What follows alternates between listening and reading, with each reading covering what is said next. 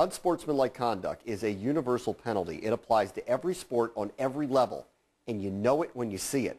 It's obvious when one player purposefully eye gouges another. It can be debatable when a planned touchdown celebration is concocted. What is rare is when women athletes are involved in any type of this behavior. Thus, what happened yesterday during a college soccer game in Provo, Utah, is practically unbelievable. University of New Mexico junior defender Elizabeth Lambert, pictured here, has been suspended indefinitely for her actions in Thursday's match against BYU of the Mountain West Conference Championship. You saw her kind of punch Carly Payne from BYU in the back after they were jostling, and then she fights through Cassidy Shumway here, knocks her to the ground, and then Lambert takes Payne's legs out without touching the ball, and then Shumway gets tangled up, and then there was this one, grabbing Shumway's ponytail and pulling her down to the ground. The referee said they did not see a lot of this. Lambert goes after another hard challenge, challenging a BYU player. She was never pulled from this game. And while the BYU player is on the ground, the ball gets kicked into her face. It looked almost purposefully. Finally, the refs step in. There's a yellow card. There's more rough stuff as Lambert and Payne going at it again. A hard challenge on the ball. A couple of punches thrown in. BYU won the game 1-0. And today, with all of this attention, the University of New Mexico player Lambert put out this statement. I am deeply and wholeheartedly regretful for my actions. My actions were uncalled for. I let my emotions get the best of me in a heated situation. I take full responsibility for my actions and accept any punishment felt necessary from the coaching staff and the UNM administration. And Jared Lloyd is a correspondent for the Deseret News. He's been following this story for us. Did anything precipitate her actions yesterday that we did not see during that highlight reel?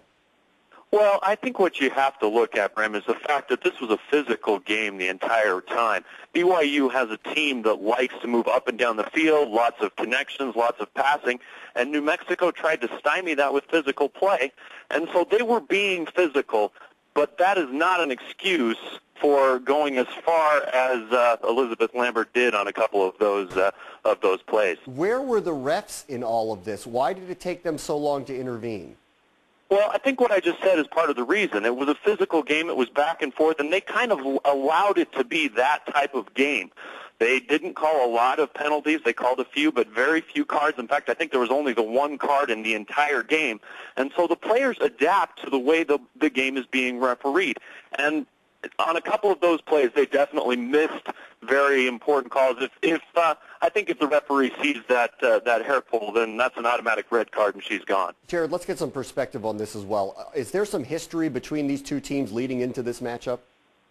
Well, they played earlier in the season, and BYU played one of their best games of the year. They really destroyed New Mexico 3-0. I don't know if I would say that this is really an intense rivalry that you would expect this type of performance from, but this was a New Mexico team that was facing elimination. They wanted to come out and prove that they could play on the same field with BYU, and the way they were going to do that was by being physical, and they did that for much of the game. Played pretty well overall. Unfortunately, the attention's got to go to the performances that were less than sportsmanlike. How about the coach of the New Mexico team? Where is the take on that at this point? Obviously, a lot of these actions are way over the line. What is the take from that perspective? Well, I think she knew she had to take some steps. And when you go back, when you watch the game in real time, it's harder to notice the exact extent of these things because there's so much back and forth, the ebb and flow of the game. But when you go back and look at it, she knew that Elizabeth Lambert crossed the line, and that's why the response from New Mexico was so quick, being suspended indefinitely. They did that just this morning. The conference has come out and said that they're satisfied with that as far as that particular incident goes, but they're going to continue to look at the game as a whole and see if there's anything else that needs to be done. And the player Lambert herself, Elizabeth Lambert, had there been anything like this in past matches where she had played to that extent? Not that I know of. I know she's a physical player. She plays that back line, and New Mexico has some very talented players, but they're a physical team. They like to get after you. They like to try and get in your head a little bit and try and make you make mistakes. That's an aspect of the game that I think can work really well. Unfortunately, she went too far this time. This is playing as bizarrely unusual to us in these walls. Out there, have you ever seen anything like this, whether it's this team or another team playing to that extent? Oh, I've never seen anything quite this extreme. Now, I've seen a lot of players in different games, including soccer, lose their head. They do something stupid. They throw a fist.